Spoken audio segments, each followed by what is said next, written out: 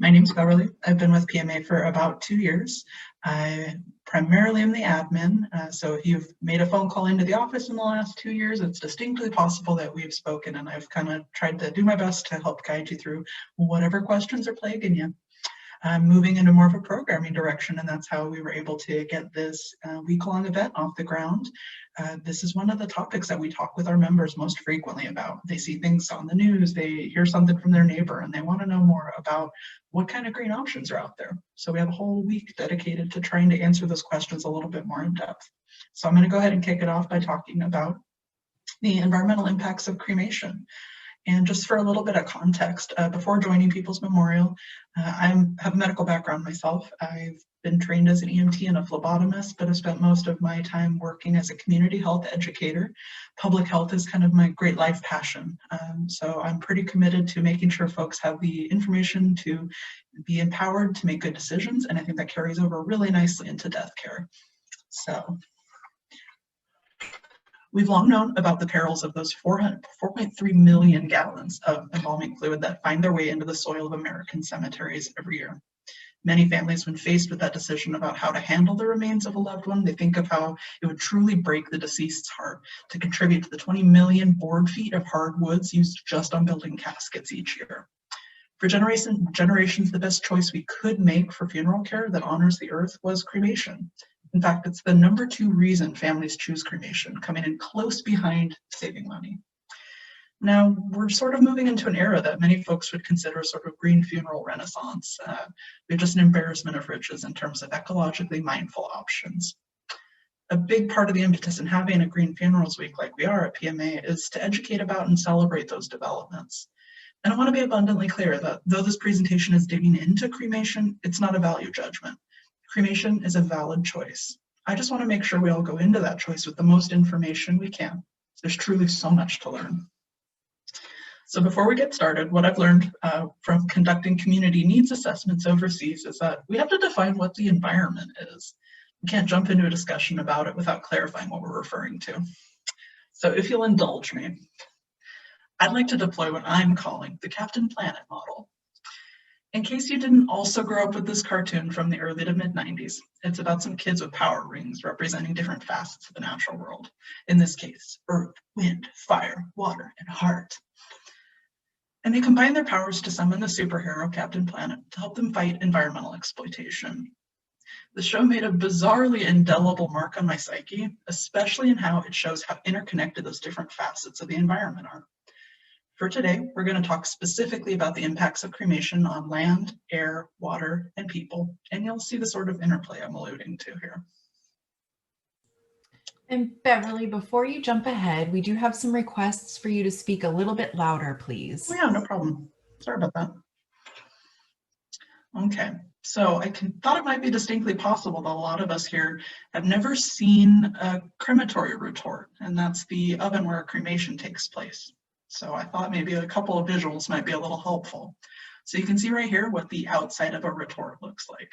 Kind of a sleek design. It's kind of a little bit clinical looking. If we take a little side view of it, here's kind of what the inside looks like. And so a retort is an industrial furnace. It's lined with fire-resistant bricks that are designed to hold just one body. It can withstand temperatures up to 2,000 degrees Fahrenheit. And that's because it needs to reach and maintain about 1900 degrees Fahrenheit for about 2 hours to complete a cremation. So this is a really carefully designed product. So let's go ahead and start off with land. So how do we power this? That sounds like a probably pretty energy intensive process, right? So a retort is powered by fossil fuels. Usually it's natural gas. Sometimes there's places where natural gas isn't as accessible or maybe too costly, and sometimes those folks will go ahead and use liquefied petroleum gas, maybe propane or butane, sometimes diesel or fuel oil. And so we've learned over a few generations that fossil fuels are not a renewable resource. There's only so many of those. It took a long time, a long, complex chemical process happening deep below the earth of dinosaurs and plants and things converting into these fossil fuels that we use to power a lot of the things we do on a day-to-day basis. And it's not just a small amount of these fuels that we need in order to conduct a cremation, because when you really think about it, there's a lot to break down. The human body is a pretty complex machine on its own. So there's actually 2 stages of combustion you got to plan for. There's the primary stage of a cremation, which is the breakdown of our tissue and our organs and our body fat. And one question we get quite a bit is, is an overweight person going to take more fuel or take more time to cremate? And actually, our body fat functions as a sort of fuel on its own. So someone that's a little bit more full-figured like myself might cremate quite a bit quicker because I have more body fat, and that'll help keep that temperature going. So that's that first stage. So breaking down a human body, very complex. And then additionally, there's a second stage of combustion that we have to plan for, and it's the inorganic particles that are in there. So maybe the container that you're in. Some folks are cremated in a casket. Sometimes just a simple particle board container, or sometimes even just cardboard if they want to keep it very simple. And it takes quite a bit to break that down as well. And so by the end of that process, the gases, mostly carbon dioxide and water vapor, are going to be discharged. And the only thing that's going to be left behind are going to be our bone fragments, and that's our ashes. So how much energy is that process really taking? A couple hours at a temperature that high, that's quite a bit. So I did some digging, and I learned a little bit about fuel combustion. So a lot of times when we talk about heat energy, we talk about BTUs. So you'll see sometimes like even household appliances like a hairdryer or something like that will measure the heat energy in a BTU. For cremation, there actually is a unit called a therm. So it takes 100,000 BTUs to equal 1 therm. And so I was thinking, gosh, my background is in biology. I don't understand what this is. So I kind of tried to transfer this over back and forth until I could get a better visual of what that meant. So if you take a gallon of gas, you're going to expend about 1.24 therms. So I'm like, okay, getting a little closer to understanding maybe how much energy this is taking. And so I found out that the average cremation takes about 25 therms. So if we take that, we can go, okay, well, one cremation is going to use approximately the same energy of 25 gallons of gas. And so I looked up to the CDC and thought, okay, well, how many deaths occurred last year? Because that's a pretty decent amount of gas per person. And so we know 2.8 million folks passed in 2019. And over half of those were cremated. So we've got 1.4 million people in 2019 that were cremated. And each of those folks is using the energy equivalent of 25 gallons of gas. Oh, that's notable. That's pretty substantial. And so I found this infographic that conceptualized it as in North America that we use enough fossil fuel each year in just for cremation that would help drive you halfway to the sun. Now, again, astrophysics a little bit outside of my realm of expertise, but I feel like I remember the sun being kind of far away. So we're burning through some fossil fuels with this, which is a shame because we kind of think that this is a better way to sort of honor the earth and use less resources than when we think about more of a conventional burial. And so once you get through this process, you think, okay, I've got these ashes, now what? And a lot of families we talk to are really, up in the Pacific Northwest, I kind of think about it sort of like the mecca of tree huggers. So we're always trying to find ways to give back to the environment. And it's just like the most beautiful gesture you can possibly imagine to like reinvest your physical body in nature. Like that's just beautiful, right? So a lot of families think, okay, well, I've got these ashes, I'd love to plant a tree with them, which is, gets me right in the green feelings. I love that. But the unfortunate part about that is it's not great for plants. So there's a lot of nutrients in our cremated remains, or cremains, if you will, that are great for plants. We've got calcium, we've got potassium and phosphorus. But unfortunately, we're also really, really salty. I was kind of surprised to find that. And that unfortunately is pretty toxic for a lot of plants and can be actually like leached into the soil. So when I was talking to families before I started researching this, I was thinking like, well, the best case scenario is that the ashes don't help plants. But we're finding actually that some of these studies that are being conducted is that actually it can make the soil inhospitable to future plant growth, which is just so depressing. Like you're thinking, gosh, I thought this was going to be such a good option. We're very salty, and we also don't really have the right kind of micronutrients we need to nurture that plant growth that we're thinking. You know, we don't have a wealth of zinc to contribute, which is really disappointing because we're thinking, wow, we have all this calcium, like that must be great for plants. But actually, too much calcium in that soil can reduce the amount of nitrogen at its disposal.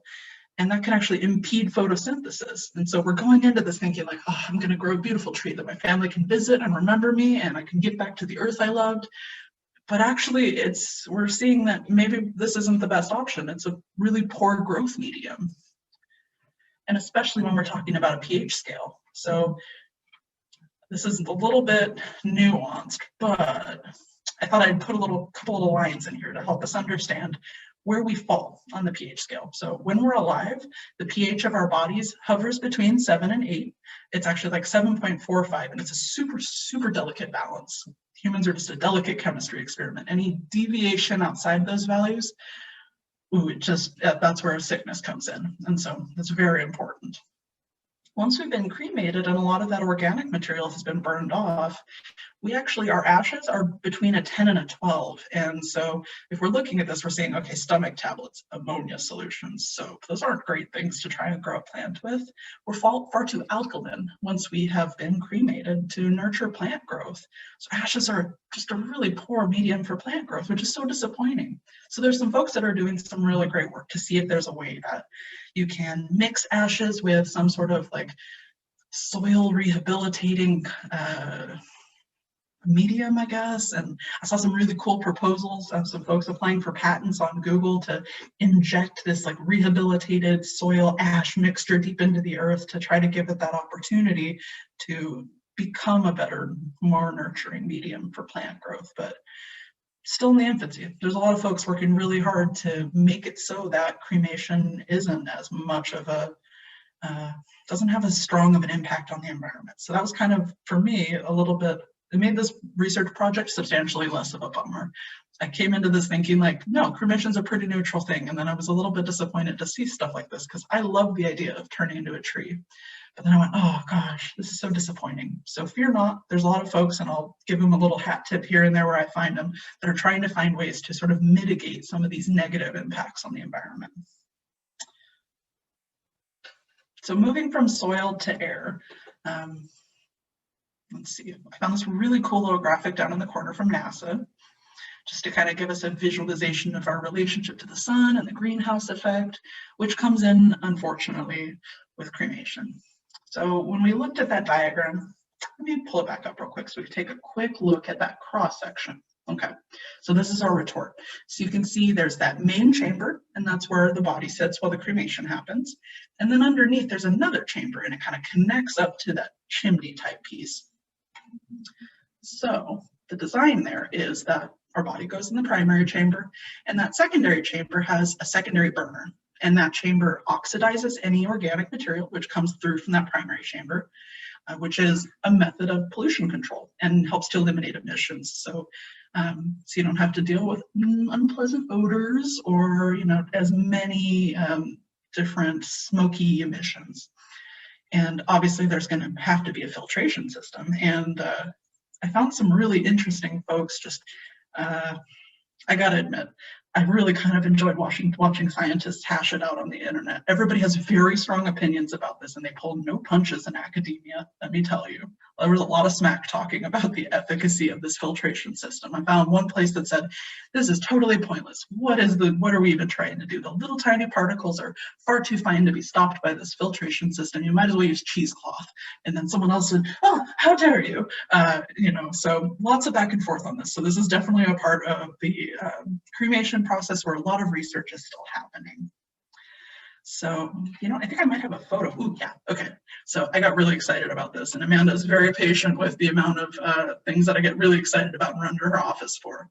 So I was kind of visualizing, okay, a filtration system for cremation. I mean, I've been to a care facility, I've seen reports. I was thinking, okay, so there's probably like a chimney and there's like an air filter inside. Luckily, it's far more complicated. And I was really just geeking out looking at this, all these checks and balances in this system to try to offset some of those emissions that happen during the cremation process.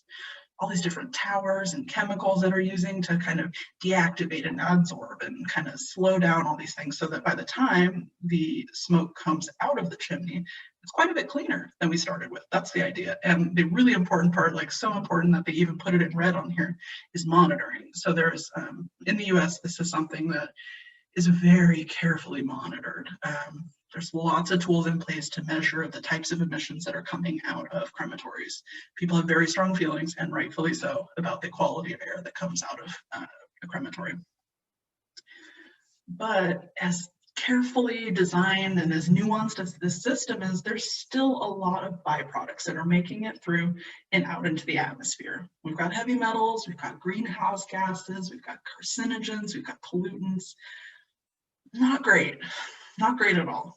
And rather than torturing you by reading this like laundry list of really bad chemicals to horrify you, I think I'm just going to focus on a couple things here that are really important. The first one is mercury. And this is kind of one of the larger concerns that we're seeing expressed in terms of emissions. There's a lot of mercury being kicked off in the cremation process, not on an individual basis, but cumulatively. You know, that's 1.4 million folks that were cremated last year. A lot of those folks had dental work, and up until I think probably the 1980s, the more common way of filling dental caries was metal amalgam. And lots of folks actually call us and ask about this all the time. They say, what do you do with dental gold? The thing is that it's not gold in the sense that it's gold like we imagine. It's actually a mix of metals. So a lot of times folks are like, oh, I want that gold back. I can sell it, or I'm not quite totally sure what they plan to do with it, but the thing is it's not pure gold. It's mixed with a whole bunch of metals, and mercury is one of those metals that's in there. And so though the amount of mercury in one filling is probably not that notable, you know, over the course of a couple million folks, we're kicking off a lot of mercury every year into the atmosphere. And you probably remember from your childhood being told to never touch a broken thermometer, you know, because mercury is really toxic to humans. And so kicking it out into the atmosphere is obviously not ideal. But there's some cool work that's happening out there to kind of counteract this. So there's some folks that are working on a project about activated carbon adsorption as a potential for mercury abatement. So there's some really neat work going to try and reduce the amount of mercury we're kicking out into the atmosphere. But it's still a lot, and this project is in its infancy. So it's something to think about. And the other thing that I know it's kind of on everybody's mind, we talk about it a lot in the news, is our contribution to greenhouse gases. And in the US, we kind of have a big problem with CO2 emissions. Just 1.74 billion pounds of CO2 annually just out into the world. That's kind of a lot just for one country. And for each cremation, the amount of CO2 that we're releasing into the atmosphere is equivalent to driving 600 miles. So again, people are choosing this option because they think it is the greener alternative. And it's not that it's a bad choice. It's just that it's not the greenest. We could do better. We can always do better. And when we know better, we do better. So yeah, compared to a conventional burial with the whole shebang and the embalming and the beautification and all that, this is better than leaching formaldehyde into the soil. But that's a lot of CO2. And I thought it was kind of interesting. I did find that sort of conventional burial we think about produces 250 pounds of CO2. So we're even seeing carbon emissions from conventional burial, whereas a really green burial, which we'll learn about a little bit later this week, actually sequesters 25 pounds of carbon. So we know it took a ton of reading for me to kind of figure out what sequestration was about. But I kind of think about like reinvesting. So matter can't be created or destroyed, so it has to go somewhere. And so during green burial, it's like we've reinvested that carbon back into the earth, which nurtures the soil, actually. It's a better place for it than releasing it into the atmosphere and trapping those greenhouse gases, which warm the planet. So super interesting. And a lot of climate scientists are really clear that the amount that cremation contributes to global climate change, to the warming, is pretty minuscule in the scheme of things. They're far more worried about industrial waste, but you know, each of us has a bit of a responsibility to be mindful of the impact we have on the earth. And this is just one way that we think we're doing a good job of work we maybe could do a little bit better. So another potential project that's really cool right now is that Obviously the course of that cremation is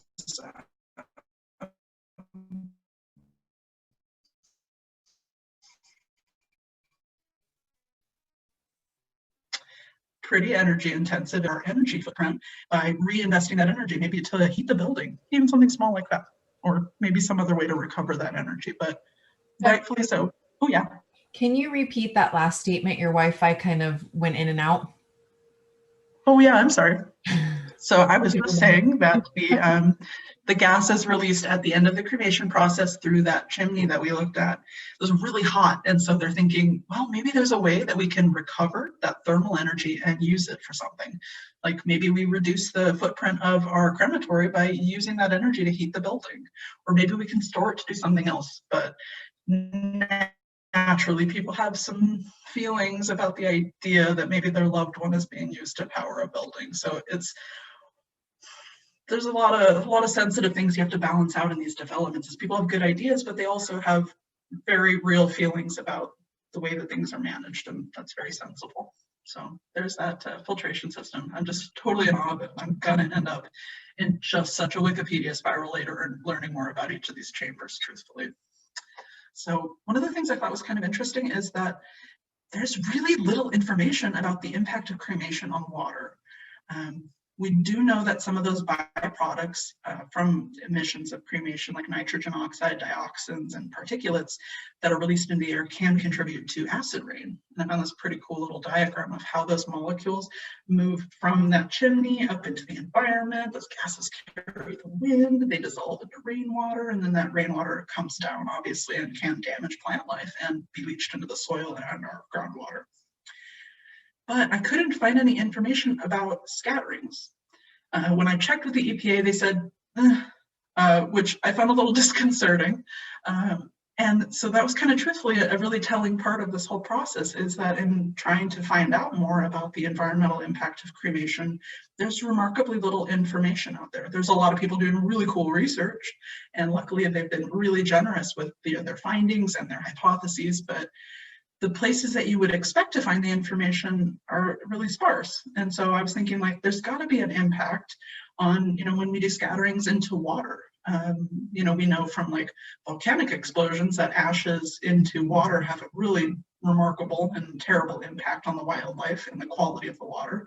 Why don't we have more information about scatterings? And I imagine it's partially because the amount of ashes that are scattered, the average cremation produces like maybe about 7 pounds of ashes, and that fits in kind of just a small urn. It's not very much. So it might be kind of tough to track that.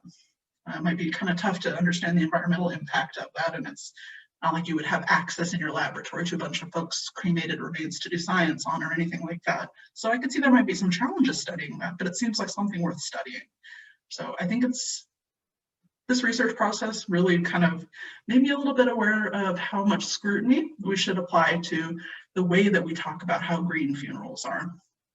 I thought it was really interesting that a lot of this data and a lot of this research and a lot of this sort of framing of the environmental impact of things like the stuff like not driving to the sun comes from Matthews Cremation, which is a privately held corporation. They are multinational, multi-million-dollar industry unto itself, specifically for funerals. They mostly do cremation products and machinery. And I'm sure they're doing their due diligence, but it just feels a little bit weird to lean on a company that has a vested interest in the outcomes of their studies to provide us with the information that helps us understand. So it seems a little bit weird that the places you would go, like the EPA, don't necessarily have that information. So certainly room for improvement in the funeral industry about who conducts these studies and maybe what kind of investment they have in the outcomes. We don't have that much information about how these studies are conducted. So that seemed like a pretty big hole in this whole thing for me. The last thing I want to talk about is that humans are part of the environment. Everyone always jokes, to take you back to the Captain Planet thing, that the kid whose superpower was heart had the dumbest superpower. But I think it's such an important one because we forget about how people are mammals when it comes down to it. That's it. Someone on Twitter really snarkily commented that people are just monkeys with anxiety. And that feels pretty apt, especially lately. So it's important to remember that people are part of the ecosystem and we're interacting with all of these environmental facets, and we're really strongly impacted by these industrial decisions and these corporate decisions. So I think something I really would like to draw some attention to is that a lot of times folks are career cremationists. It takes someone to operate that machinery we looked at. Luckily, there's been this shift to a largely computer-controlled operation, which is great because it really limits the risk of operator error. There's all these different sensors and there's all these really cool algorithms that just calculate most things for you, which makes it so that the cremationist has to do very little in terms of interfering with the process. There's a lot less opportunity for them to get hurt.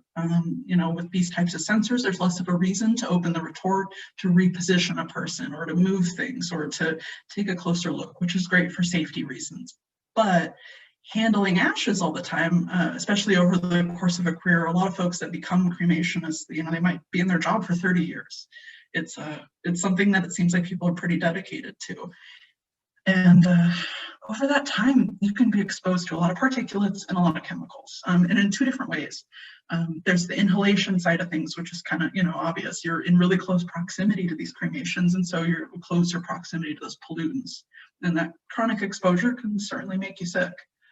And one of the things that contributes to that is there's kind of inconsistent use of chemical hoods. And if you've ever done any lab work, even in high school, over on the right-hand side of the slide, you can see a woman doing generic science, just playing with colored chemicals. And truthfully, this is not a great image of lab safety. These are very overfilled containers, but this is a chemical hood. And so there's an air intake in there. And so anytime you're handling ashes, I'm trying to think of a way that doesn't sound too crass, but you know how if you're pouring flour out of a bag of flour, there's a little bit of a cloud that comes up?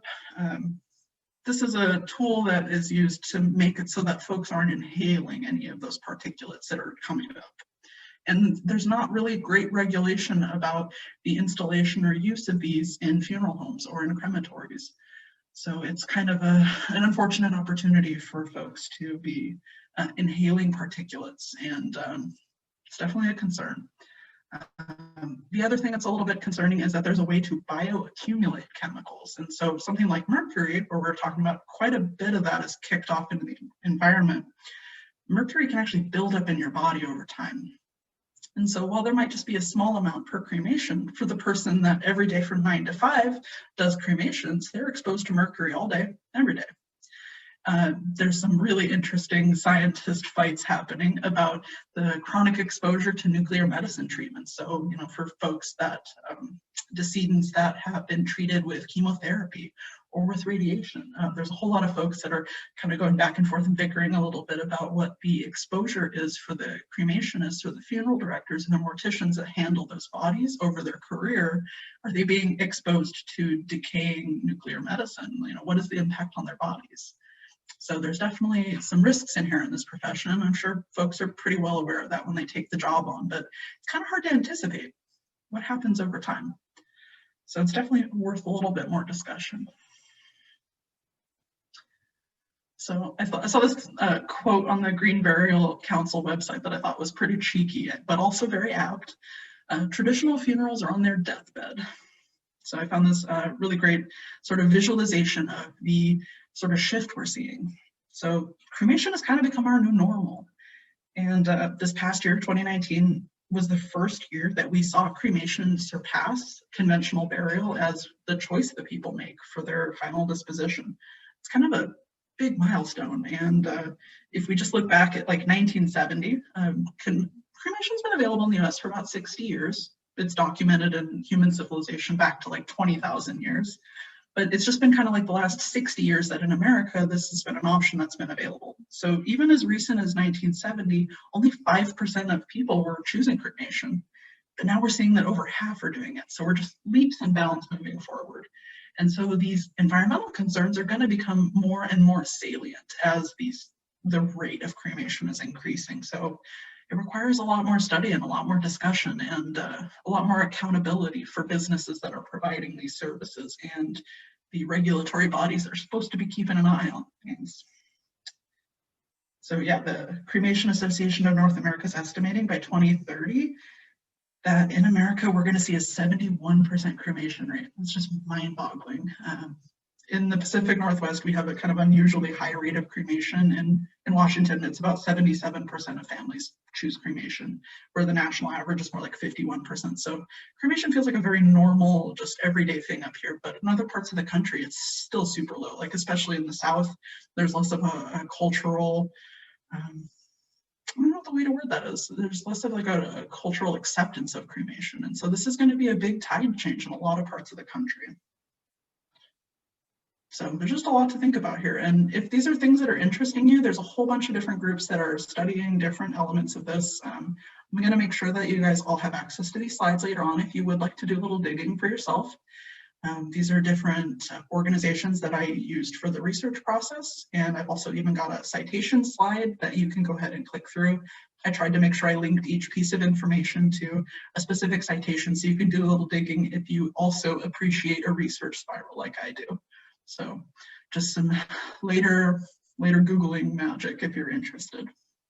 So I think that's just about everything I've got. I tried to not get too into the weeds. I'd like to open it up for questions if anybody has anything they would like to know about. We do have a few questions. I believe you mentioned this earlier, but I think we can repeat it. How much ash is produced on average from a single cremation? And can you share, is it due to weight or is it bone density that produces the amount of ash? That's a good question. I get that a lot.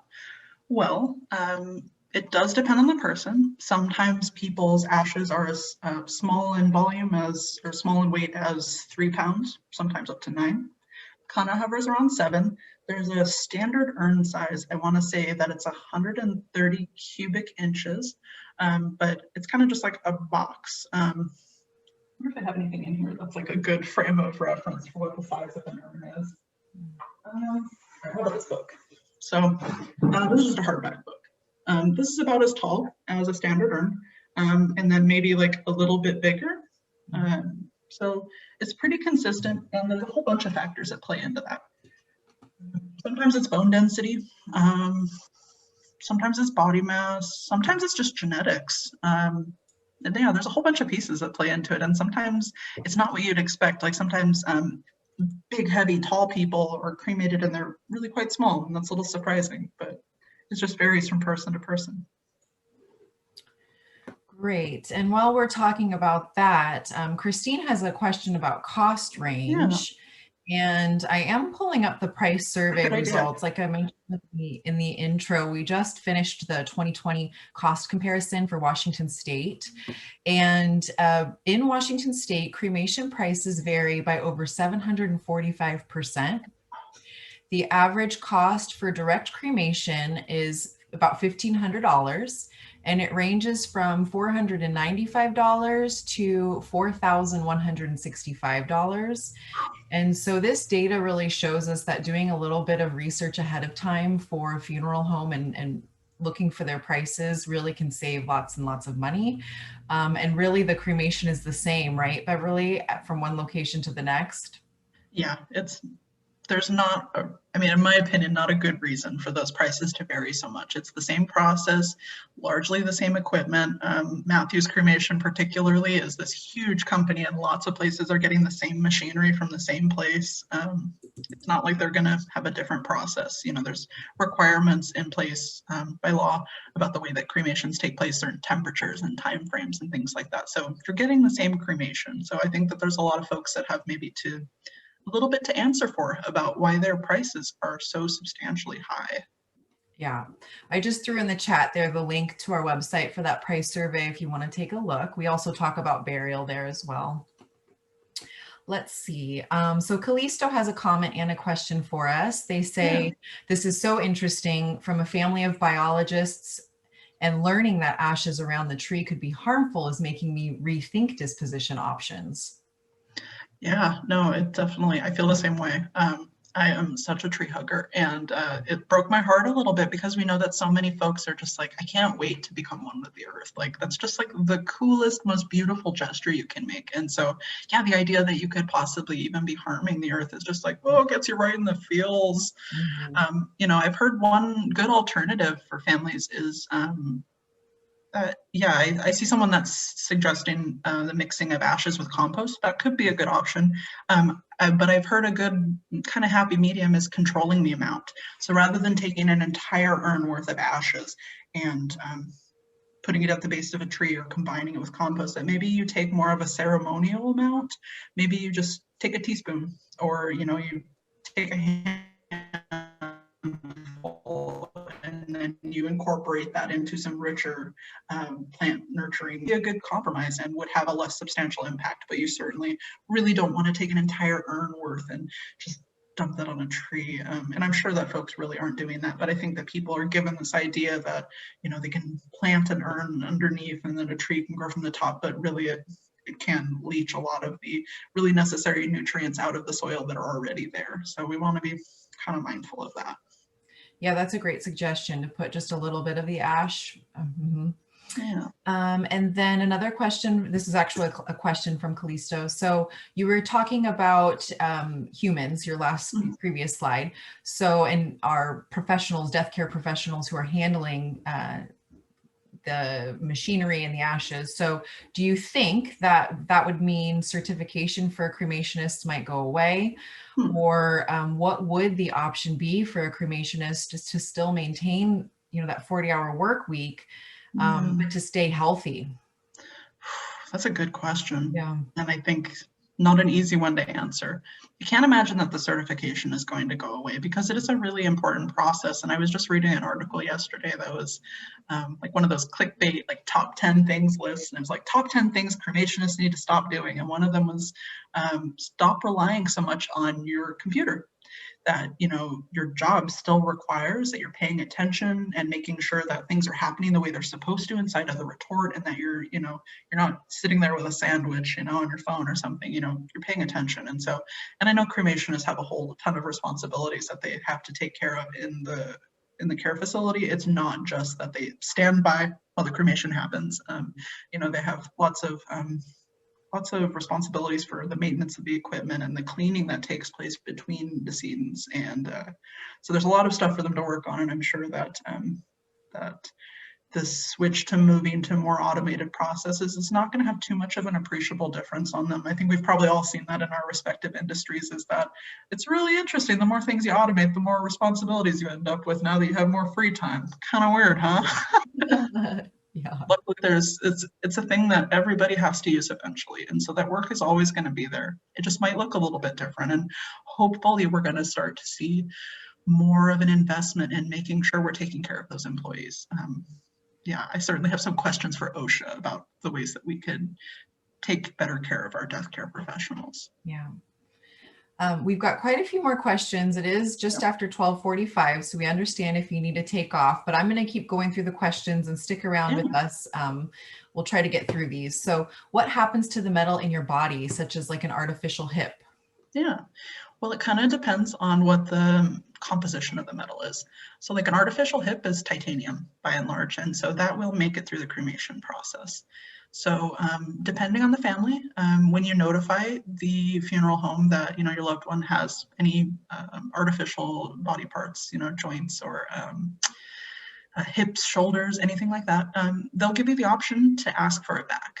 Some families like to have that back just as a token, or just kind of a piece of them, like a literal piece of someone they love, and that's always an option that you can ask for. But a lot of families are like, what am I going to do with that? What am I going to do with my mom's hip? That's spooky. I don't want that in my house. And that is also a very reasonable decision. So that would be cremated with your loved one, and it would be intact at the end. And so after a cremation, the cremationist is going to take a look at the ashes. Usually they use a big magnet to pull any metal out. So a lot of us have screws in our body and plates and little bits and things that kind of help us get through our day-to-day a little bit better. And so they make sure that all of those metals are removed after the cremation process from your ashes. A lot of care facilities have a partnership with a medical recycling. And so that metal can be reused after it's sanitized and goes through that whole process in the crafting of future artificial hips for folks, which is kind of another good way to know that your body is being used in an environmentally sound, is they're not going to just throw it in the trash. That's valuable and can help someone in the future. Great. So we've got a comment that Kelsey used some of the ashes on high pH plants, like for hydrangeas, for example, which can change the color. Thank you for that comment.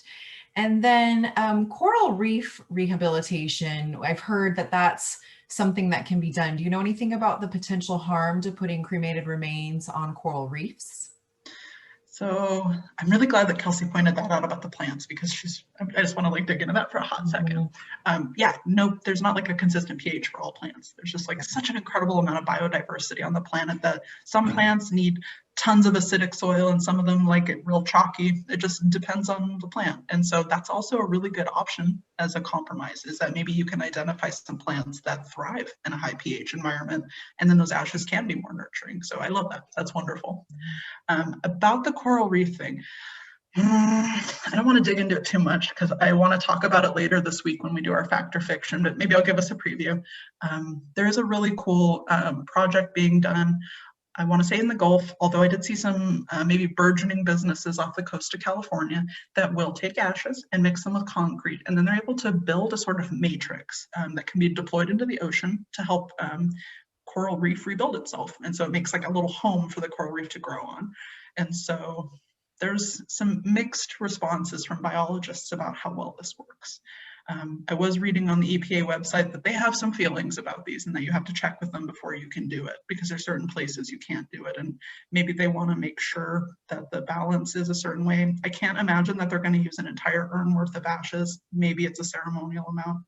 I'm going to do a little bit more digging this week, so that by Friday, when we do our fact or fiction, I can dig into this a little bit better. But it's an interesting option. And we all know that there's one of the byproducts of climate change is that coral reef is struggling. Warmer water sometimes can be really challenging for coral reef to bounce back from. So maybe this is a good way to reinvest our bodies into the earth, is to have our bodies turned into a coral reef. So I promise I'll do a little bit more research about it. It's still a pretty new option, but I think it sounds really promising. Okay, and then, so Mike says, so is it the combustion process of cremation that changes the composition of the ashes to the point of making it not good for the plants? Yeah, yeah, I think that's most of it. The human body in its natural state, if you just took a freshly deceased body and planted it, I don't know that it would be the best to nurture plants, just for a host of reasons, but moving it through that combustion process has eliminated so many of our organic molecules, and so we don't have that carbon that we need in the form that we need. You know, we don't have that nitrogen and all of those good juicy chemicals that help nurture plants. And so yeah, we're kind of reduced to sort of this chalky medium, and so all the good stuff is gone at that point, and so it's not of a ton of value to the plants. We're just salt and calcium at that point. Great. And then we will end it with one last question from Callisto. So what is a little bit of a long one. What resources and research have you seen for Black Indigenous communities around green funerals, burials, cremation? There is definitely the aspect of land resilience and justice. However, as mentioned earlier around the South not having as high of cremation rates, what do you think this looks like involving communities around green burial in the Pacific Northwest, when in Black funeral homes, embalming and cremation are very cultural and historical? So is there anything about the trees, like burying the ashes a certain amount of feet, yards, miles away from the tree? Oh, I'm so glad you're here, Callisto. You have such good questions. I don't even know where to start with this one. This is actually something that I'm really interested in, and I've had some conversations with Amanda about recently, because we both have kind of an intellectual crush on Dr. Cami Fletcher over at the Collective for Radical Death Studies. And she did this presentation for our Funeral Consumers Alliance, where she talked about how, you know, us leaning on cremation in this collective of funeral consumer advocate groups, it really leaves out Black folks, especially in the South and in the Northeast, is that this is an area where cremation is not as socially or culturally acceptable, and there's established generational funeral practices where, you know, there's this tradition of a homegoing where there's probably a viewing and there's big events and you bring everyone in and it's very participatory. And, you know, it's distinctly possible if your family's been in the same area that there's a funeral, or sorry, there's a cemetery that your family's been buried in for generations. And so I really loved listening to her discussion, and anybody else that's interested in learning more about funeral history, definitely look up Dr. Fletcher. Because yeah, it's so interesting. And so it's not that it would be super colonialist of us to try to roll into any of those communities and say, you guys need cremation, you're poisoning the earth with embalming fluid. But there's an opportunity to say, like, okay, you know, these are honored traditions. Is there a way that we can carry through the spiritual and emotional and social value of the practices you have? And is there a way that we can make them more environmentally friendly? I think it's just important to have the right approach with that. And I think that there's certainly a lot to learn from Indigenous communities about the way that death and land resilience are married together. And because there are so many tribes that that's a big part of their tribal identity, is the way that they give back to the earth. And so I think that's just a conversation we need to seek out, and we need to be ready to listen and realize that maybe there's no right way to have a funeral. And I think that that's something that we work really hard at PMA to remind people, is that, you know, as interested and as committed as we are to the investigation and education on these subjects, is that we're never making a value judgment. If you want to be embalmed, you should do it. That's your right and that's your decision, and we protect that. But we also want to make sure that you go into those decisions with as much information as possible. And so I don't know that the goal is necessarily to look at communities in Mississippi, for example, where they have like a lower than 5% cremation rate. The goal isn't to roll into Mississippi and be like, y'all are making a mess, you need to clean this up. That's not the goal. But maybe we can have productive conversations where we say, like, how can we help you guys with these costs? And not just financial, environmental. Like, you know, it's not that, I think there's a common belief that we're running out of graves in America, and that's not the case. There's tons of land here, but is the best use of land to bury people? So maybe there's ways that we can treat our land a little bit better or a little bit more mindfully, and maybe a way we can collaborate on how to honor those traditions while still trying to be a little bit greener. Because it's not that they're wrong, it's just that that's the tradition. And so, I mean, it's so complicated, it's so nuanced, and there's so many good discussions happening about it. I could totally talk about it all day. Well, thank you so much, Beverly. That was an incredibly interesting and information, just jam-packed full of new information for me personally, and I think for lots of us here too. I think that I'm going to call it a day. We wanted to keep these sessions a little bit brief, so you can just join us for a quick break during your day. We hope that you do join us tomorrow. We will be meeting at the same time at noon Pacific for the topic of green burial. Our presenter will be Brian Flowers. He is a storyteller, so he makes for a really fascinating presentation. He's also a managing funeral director at one of our green cemeteries up in Bellingham, Washington. So join us for that. I will be following up with an email.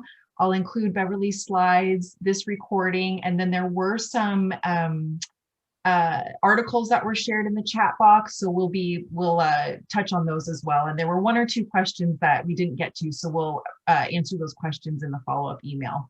So thank you so much, everyone, for taking some time to spend with us today. And I hope you enjoy the rest of your Monday. Bye.